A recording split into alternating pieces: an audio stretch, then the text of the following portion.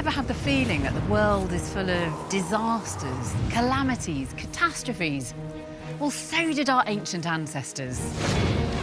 From wars to earthquakes, floods to famines, this series will reveal how scientists are now unearthing the evidence for cataclysmic events in the past and their disastrous consequences. Fabulous cities abandoned. The city dies. The people here meant to stay here forever, but something went wrong. Battlefields, long forgotten. This onslaught of warriors hopping ashore and just causing mayhem and havoc. We don't have any other archaeological site where we see a conflict of this dimension in that period. Sophisticated civilizations toppled and lost to the mists of time. I think it's up there with the modern tsunamis you see here in the news today. To our ancient ancestors suffering these catastrophes, it must have seemed as though they were cursed. But science is now exploding those myths and rewriting history. In this episode, one of the most cursed periods in European history, the Middle Ages. They believed in God and devils and spirits and the dark and bad side of magic. War, disease, climatic disaster. With such calamities, Western civilization was on the verge of collapse. This is not a proper burial site.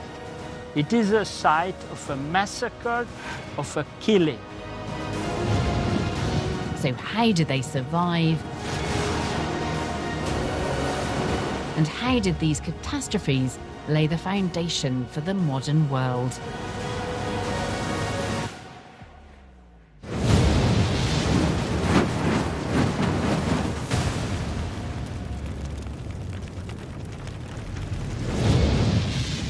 In medieval England, religion was powerful, exercising control over people's lives and deaths. Funerary rites, the preparation of the body, the prayers, the burial itself, were seen as essential to ensure the soul of the departed would enter heaven. So, the discovery of a mass grave at Thornton Abbey in Lincolnshire was a real puzzle. What disaster could have overwhelmed the church so completely that it abandoned tradition and interred so many people together?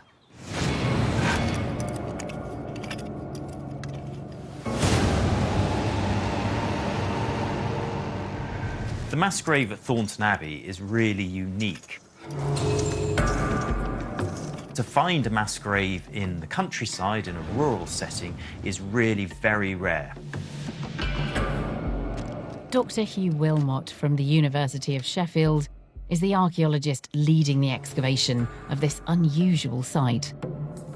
The finding of this mass grave was a complete surprise. There was no indication that there were any burials here, let alone a mass grave. In fact, we were looking for something entirely different. We were looking for a building. Along with the first skeletons, the archaeologists found pottery fragments that dated the grave to the 14th century. It's actually surprisingly rare to find mass graves that date to the 14th century, especially when you think of how many people died. We have isolated examples primarily associated with towns such as London or Hereford, but this is the first one that's been found in a sort of rural community miles away from the local town. As more and more skeletons were uncovered, it became clear to the archaeologists that a terrible disaster must have claimed the lives of these people. They were in interlocking rows, so the heads of one row were between the legs of another row. And that tells you that these people were all buried at one time and in one go. Excavation of the neatly ordered lines revealed the complete remains of 48 people, as well as traces of a dozen more. But an initial analysis of the astonishing find only intensified the puzzle. We're in the grounds of a medieval abbey, so you might expect the people to be buried there to be sort of monks or canons of the abbey, so all male. But actually we found we had a completely mixed population of males, females, and also a lot of children too. So it looked like a complete slice of normal society. Something had killed so many people so quickly that the normal process of preparing the dead for burial had been overwhelmed. When you find a mass grave, normally they will be dug as a response to a crisis. So we know that something is not working in the society. We really wanted to understand the context of why was it here. So when we started doing further exploratory work, looking at what was around the mass grave, we actually realized that there was a building. Careful study of this previously unknown building revealed it to be a hospital. Hospitals in the medieval period were not like hospitals today, where you go to get better. They were generally places you took the sick and the dying so that they could be cared for, perhaps when you couldn't care for them yourselves. So this made perfect sense for this to be the location of a mass grave. Burials next to a hospital are not unusual, but why were so many buried in one grave? What tragic event in the 14th century could have led to the sudden deaths of such a broad cross-section of society? We sent off samples of teeth from some of the burials to an ancient DNA lab in Canada at McMaster University, where they specialize in extracting ancient DNA, and particularly ancient DNA of pathogens. What they found within the teeth was astounding. The first evidence from a mass grave outside a British city of Yersinia pestis, the pathogen that causes the Black Death. Modern pandemics like COVID-19 are devastating, but the Black Death was far more deadly. Arriving in the Crimea in 1347 aboard trading ships, it quickly spread across Europe, reaching England around June 1348.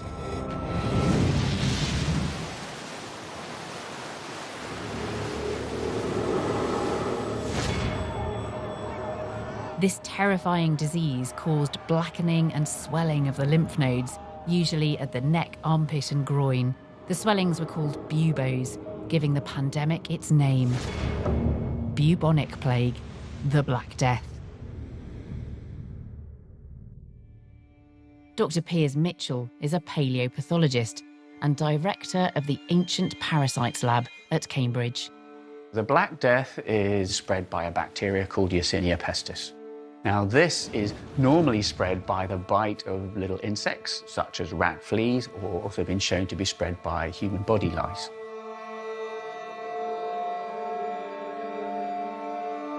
If you get a bite from a rat flea and the bacteria then injected into your body, then you tend to get a fever, you'll get pain and swelling in that arm, the bacteria will multiply and spread and go around the rest of the body.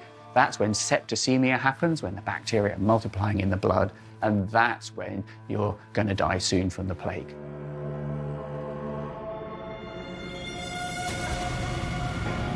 Like COVID-19, the Black Death spread quickly through dense urban areas, but its effects were even more devastating. It's believed that between 1/2 and 2/3 of England's population died. And the mass grave for Black Death victims at Thornton, the first to be discovered outside a city, is changing the way archaeologists think about this catastrophe. I think it's pretty fair to say that sort of traditionally people thought that towns, urban centres were the most hard hit. But what this shows us is that it was equally devastating whether you lived in the countryside or lived in the town. The huge death toll of the Black Death ingrained itself in the psyche of the time and for centuries later. This was really a deeply traumatic event. This idea that death is present and it becomes very much more apparent in the architecture and art of the church. So new forms of imagery becoming sort of popular, so images of skeletons and the dance of death. Black Death may be the greatest curse in human history, killing some 75 million people across Europe, Asia and North Africa. But further east, yet another disaster was looming, this one brought about entirely by humans.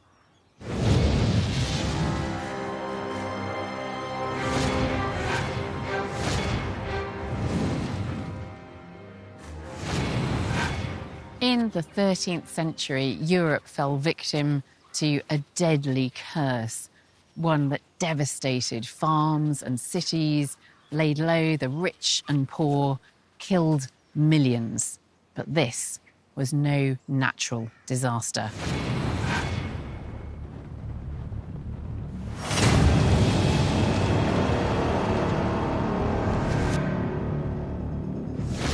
On the grassy southern plains of Hungary, between the Danube and the Tisza River, archaeologists have made a grisly discovery in the grounds of a 12th century church.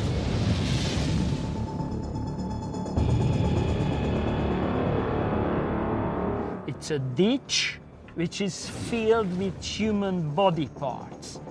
They are not full skeletons. You see a skull here, a leg here, a hand here, all mixed up.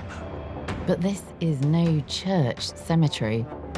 This is not a proper burial site. It is a site of a massacre, of a killing.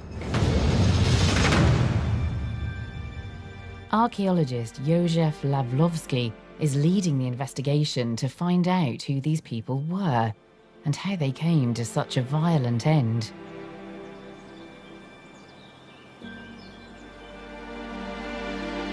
At a nearby monastery, further finds add to the mystery. This is a very colorful glass object. And it's not only amazing in its quality, it was restored from many, many fragments.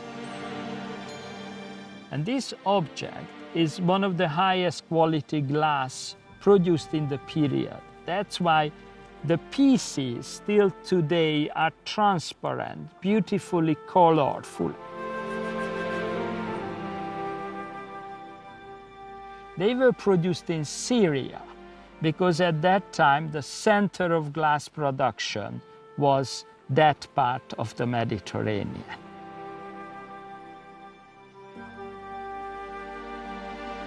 It is a unique piece, and it is an unquestionable evidence for the importance of the site. Other discoveries include ornate religious objects, among them a reliquary and a once prized piece of intricate craftwork. These objects were made of antler, so kind of bone, and they were carved and then they were put on the cover of a medieval book. These symbols are biblical symbols. You also have got precious stones inserted in this carving. But why were such treasured possessions abandoned? It's very clear that they were not lost simply. They were there, they were found there because the whole site was devastated. So who was responsible for devastating not just these settlements, but the whole region?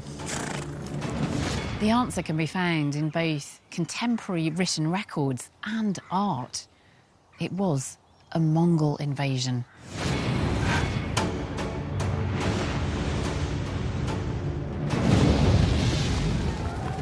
Led by Batu, the grandson of the infamous Genghis Khan, in 1241 these fierce horse-riding warriors swept into Hungary. They annihilated Hungary's royal army, leaving the population vulnerable. They heard about the terrible news, what happened in the neighboring areas, and they believed that they can defend themselves. They came to the best protected place around their church, and they were building up a fortification ditch, or actually 3 of them. And this is the place where they try to defend. But resisting the Mongols was futile, and what Josef has discovered is shocking. No one was spared. The two skeletons, what you can see in right or front of me, they are small kids. They were not soldiers, they were not fighters. And we can clearly see that although their skeleton is not full, these bones are in anatomical order, which shows that they fall down into this fortification ditch, or they were killed, or they were thrown into this one. You can see the body of this kid in this strange position. That's not a proper burial position.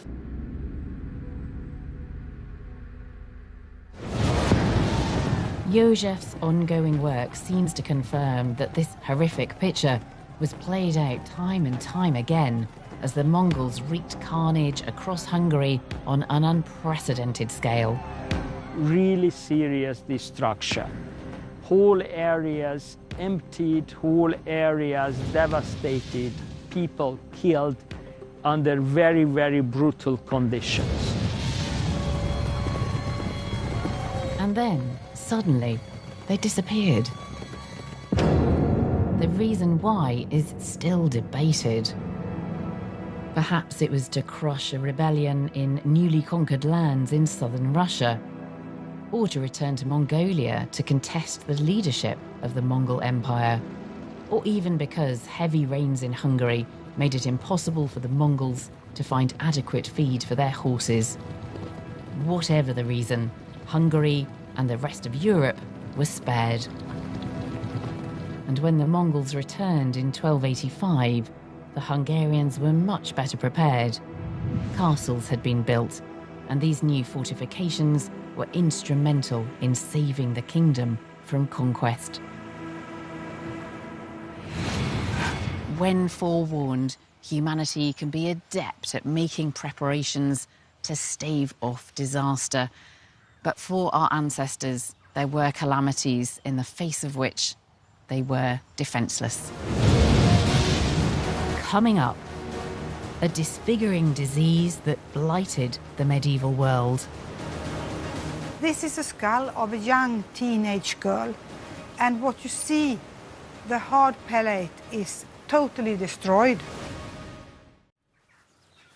In the Middle Ages, the forces of nature and human conflict were turning the world of our ancestors upside down. Death was present. It was at the centre of life in a way that might seem shocking to us today. People were living with the threat of dying every day, from wars, from famine, from pestilence. And now, groundbreaking new research is rewriting the history of one devastating disease.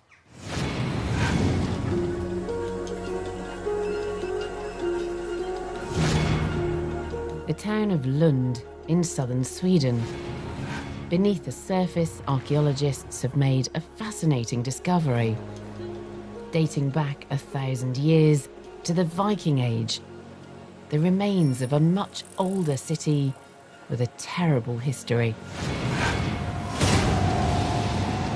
We are standing beside this very big stone church, and here is the part of the crypt, the oldest part of the church that was built around 1040, 1050.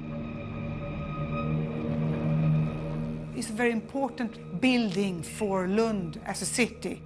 All people in Lund at that moment were buried here.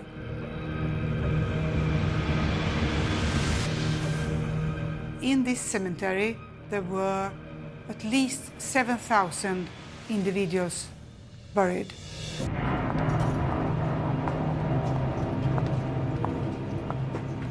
The skeletons were excavated and stored here in the warehouses of Lund University. When Dr. Caroline Ahlström-Alsini started to analyse this unique collection, she noticed peculiar changes in some of the bones. This is part of a skeleton from a man that lived in around 1100. This man had severe changes on his feet.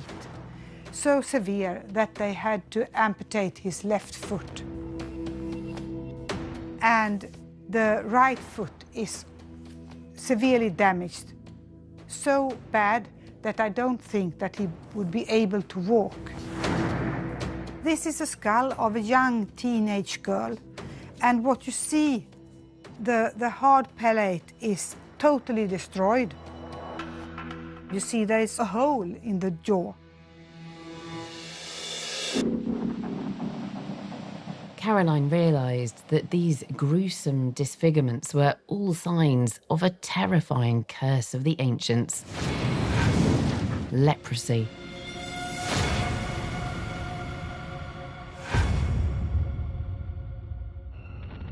Leprosy is a bacterial disease, and it invades the body, especially the skin and the nerves. It likes the cooler area of the body, like the face and the hands and the feet.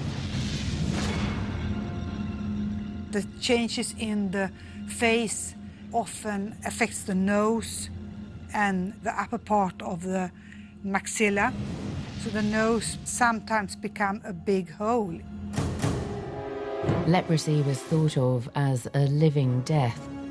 So terrified were people of catching it that lepers were shunned. They were made to ring a bell so people could avoid them. I could imagine that it was a natural reaction, that you didn't want to go near these people, you didn't want to have them in your house or in the streets. Caroline estimates that nearly a third of Lund's population was infected at the height of the leprosy epidemic in the 13th century. Intriguingly, there is no evidence of leprosy here prior to the 10th century. Now, new evidence from the church excavation is providing tantalising clues as to how this terrible affliction arrived here. Experts have long thought it was brought to Scandinavia by crusaders returning from the Holy Land. But after studying the Lund skeletons, Caroline has a new theory. People that were buried near the church was not affected by leprosy. The leprosy cases we find in the outer part of the cemetery. We know that people that are buried near the church were wealthier, but the people that were using the outer part of the cemetery were most probably poorer people.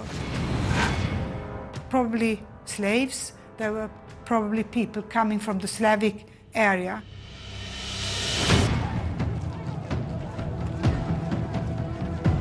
The origin of leprosy is hotly debated, but it's thought to have spread throughout medieval Europe following trade routes.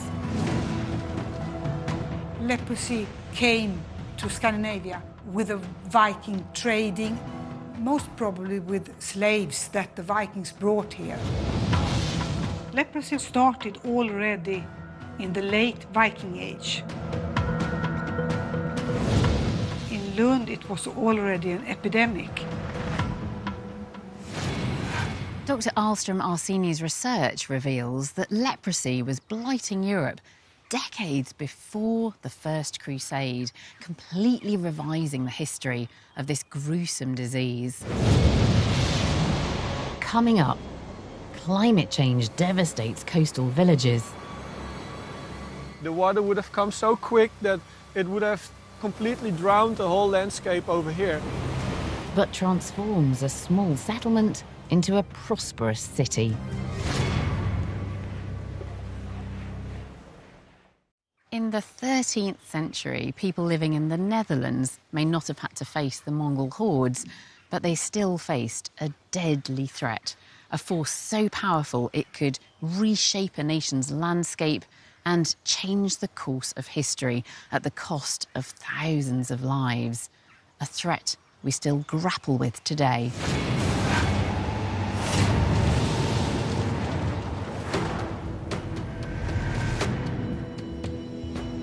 The northeast coast of the Netherlands. When the fields here are ploughed, some mysterious objects appear on the surface. But for years they've been dismissed as the accumulated rubbish from passing ships. But now maritime archaeologist Dr. Iftinus van Popter is investigating. He wants to find out their true origin. The artefacts are cleaned up and stored at the nearby museum Schokland. In front of me is a box with a lot of archaeological objects. First of all, a lot of animal bones that were found. This is, for example, from cattle. This is also one of a cow, which is called a vertebra, but also a lot of pottery. It's not a lot of material, but it tells us that people were living actually in the late Middle Ages on that spot. Until Iftinus's research, no one knew how inhabited this area was in the past. So we're looking at a map of about 900 AD of the region, and it shows us a lot about what the region must have looked like. So green on the map is the piece of land, and blue is obviously water. And as you can see, the region was not yet inhabited. No settlements were founded in the early Middle Ages, but as we take a closer look at the map of 1100 AD, we can see that people started living in the area. So the red dots on the map, they represent settlements that were founded in probably the 11th and 10th century AD. A picture emerged of medieval pioneers draining and cultivating this wet but fertile landscape. Imagine a series of small artificial mounds, these turfs on which the houses were standing, probably small wooden houses, also likely connected with small dikes, and tiny communities of, let's say, 10, 20, maybe 30 people living there. But of course, they were very busy people. They had to cultivate the lands, they had to keep them dry, build some coastal defenses, but also take care of their crops and their livestock. These people must have been used to living and dealing with water at close distance.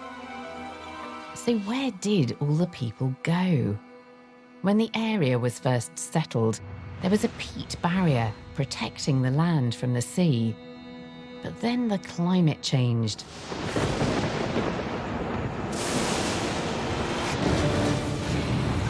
Unlike today, when we're concerned about global warming and rising sea levels, back in the 13th century, it was global cooling that was the cause of disaster, ushering in a period of unprecedented, severe weather.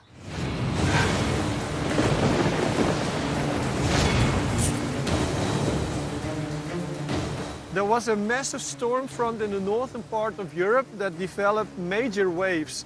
And as these waves traveled all the way towards the coast of the North Sea, by December the 14th in 1287, they hit the coast and they breached into the lands of Europe. And these lands were mainly belonging to what is nowadays known as the Netherlands and the northern part of Germany. The peat barrier that had protected the farmers and their land throughout decades of severe flooding was no match for what became known as St. Lucia's flood. The barrier was completely destroyed. The water would have come so quick that it would have completely drowned the whole landscape over here. So it's very likely that they didn't have the time to pack their belongings and to take it with them to flee for higher ground. The people left behind their household waste, bones from food and broken bits of pot. But there are some more valuable objects here too. So I've got a plate over here that has been found in the Zuiderzee region, so the drowned lands of the Zuiderzee. This is a sort of luxury product. It's not the standard pottery that people were using in the area. You can see the decorations, meaning that this plate could not only have been used for serving food on top of it, but also as a decoration on the wall or somewhere else.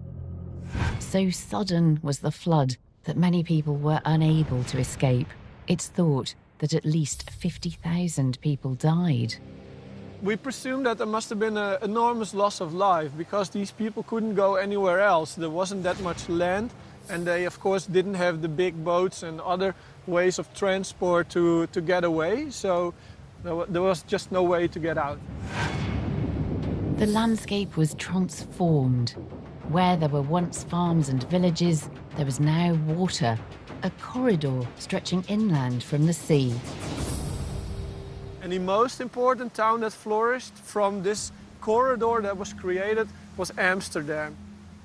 So we could say that the St. Lucius flood is a disaster, but it also opened up new opportunities throughout the Middle Ages for the Netherlands to develop a real maritime economy. And of course we prosper from it even nowadays.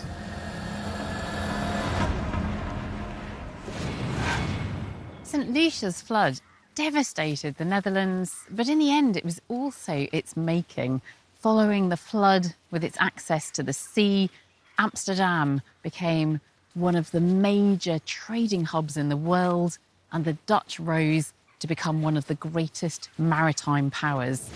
But another disaster was looming. In a century that saw plague, wars and famine caused by a global drop in temperature, people wanted an explanation. They wanted to know why they were being punished and who they could blame. Coming up, an epidemic of deadly superstition sweeps Europe. People living through the Middle Ages faced a precarious existence with death never far away and life expectancy cruelly short. After such a dark and turbulent time with war, famine and disease, a terrible and sinister new craze swept through Europe, pitting neighbour against neighbour, and with especially dire consequences for women.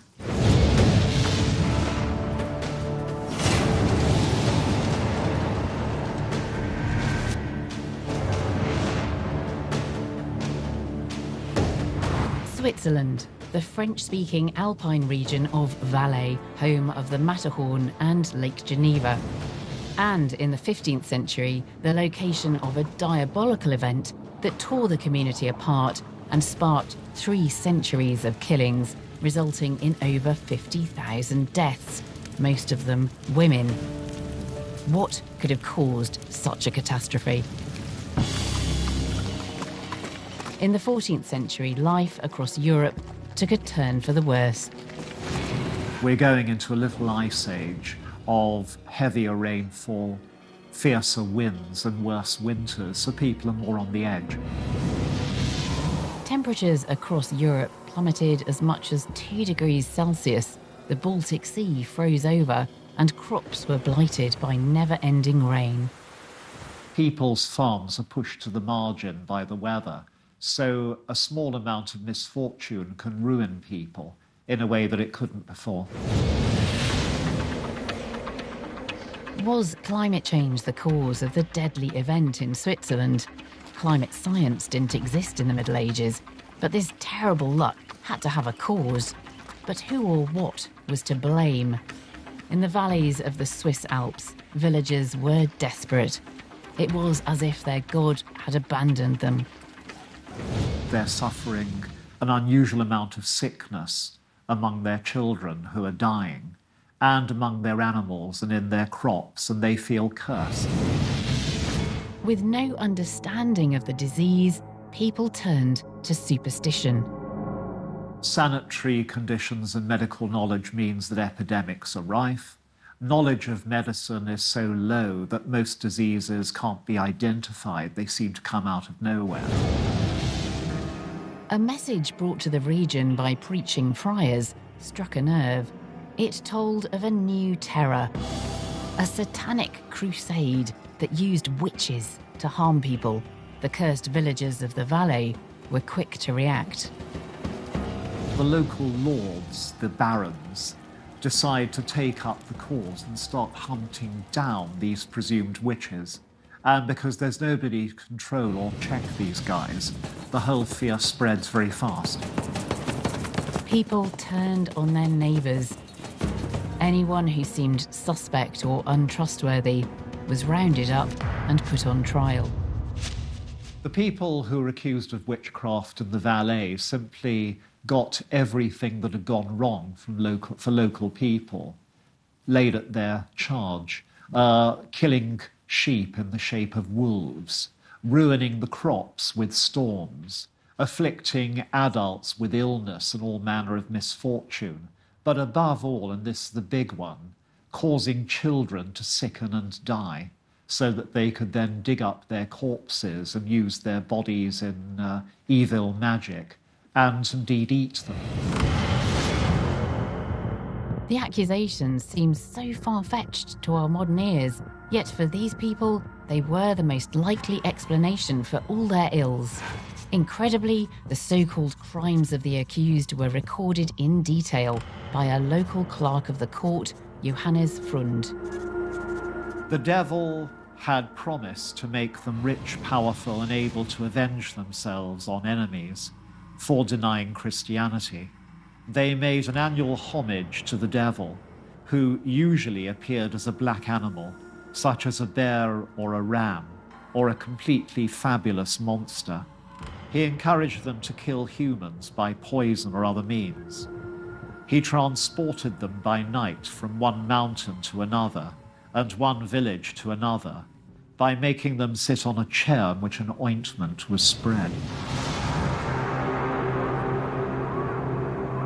The guilty faced interrogation by torture. If they confessed, they were put to death. They weren't tortured by professionals, they were tortured by the local barons and their servants. So presumably they inflicted pain by whatever means came to mind, and did it so violently that many people died under torture. Those who remained silent fared no better. If they don't confess, they torture them to death, and then convict them after their deaths and burn their dead bodies. So in the early hunt, there's no escape once you're accused. In a short space of time, over 200 people were executed in the biggest witch hunt since Roman times. People were not able to explain why there was a flash, for example, or why there was a flood, for example. And so they believed in God and devils and spirits and powers that you can't see. And in this magic world, there were good and bad spirits, and the dark and bad side of magic was also the witchcraft. During the height of witch hunting in Europe, women were most likely to be accused. Yet, in the Valais witch trial, 2/3 of the accused were men. What was it that changed? In 1486, a book was written by Catholic clergyman Heinrich Kramer.